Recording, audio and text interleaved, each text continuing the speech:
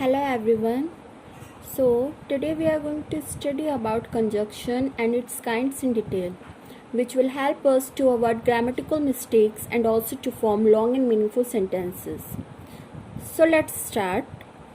As we all are familiar with the conjunction, a conjunction is a word which connects two words or clauses or sentences and shows the relation between them.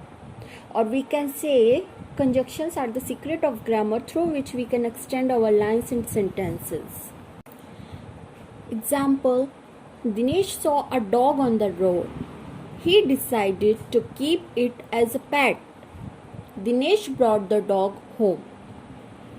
And now the second sentence is: Dinesh saw a dog on the road and decided to keep it as a pet, so he brought the dog home. So have you noticed the difference between the first sentence and the second one? Is there any difference or both are same? Now I will tell you. In the first sentence, there are three different sentences, but in the second one, I have joined these three sentences together with the help of the word and so, which are doing here the work of joining the sentences. So, here and so are conjunctions which are used to join the sentences and shows the relation between them. There are so many examples of conjunctions or connectives, means words that link parts of text, like when, later, because, therefore, with, but, however, furthermore, earlier, and additionally, if, which, etc. Now we will talk about the three basic types of conjunctions, that are coordinating conjunctions, subordinating conjunctions, and the third one is correlative conjunctions.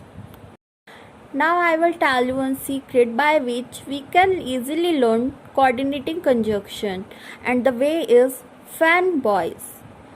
As you can see on the screen, F stands for, A and, not, B, but, O, or, Y, yet, and S for so.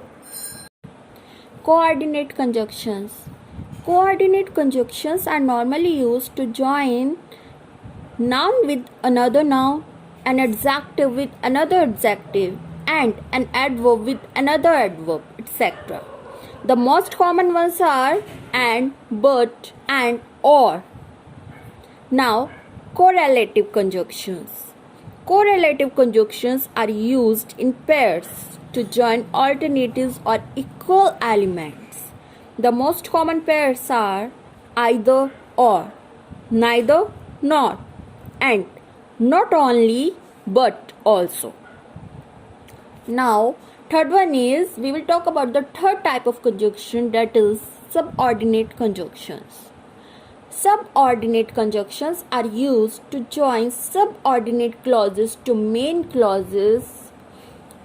Common examples are although, because, since, unless, until, and while.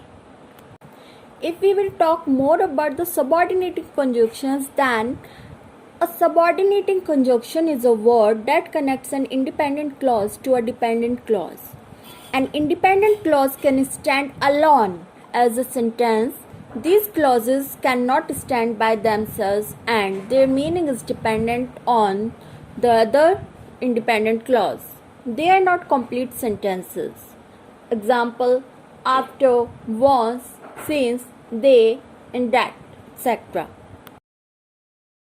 So now we will talk about some rules which we have to keep in our mind to avoid the grammatical mistakes and to get more familiar with the conjunction. First one is, the proper correlative of both is and therefore. If both is used in the beginning of a sentence, it must be followed by and, not by any other conjunction. Example: he is both a fool and a rogue. Second is, when a sentence begins with a correlative negative in meaning, Some helping verb must be used before the subject. Example, not only was the man accused of theft, but of murder also. No sooner had he heard the news than he wept. Neither must be used with nor and either with or. Example, the boy is neither a fool nor a knave. The boy is either a fool or a knave.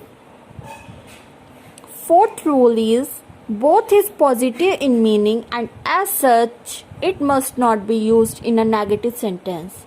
We should use neither nor in place of both in negative sentences. Example, neither of them went, neither Aslam nor his sister passed the examination. As a conjunction, that should never be used before a sentence in the direct narration, before word of interrogation, before if and whether. Example, he said, I shall soon meet you again. I asked that if he would help me.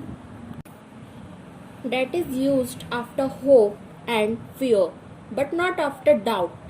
If should be used after doubt. Example, I hope that he will pass the examination. I doubt if he will pass the examination. So these are some rules which we have to keep in our mind to avoid mistakes. So students, here we have completed our today's topic and more we will discuss in our next session. Till then, stay safe and stay healthy.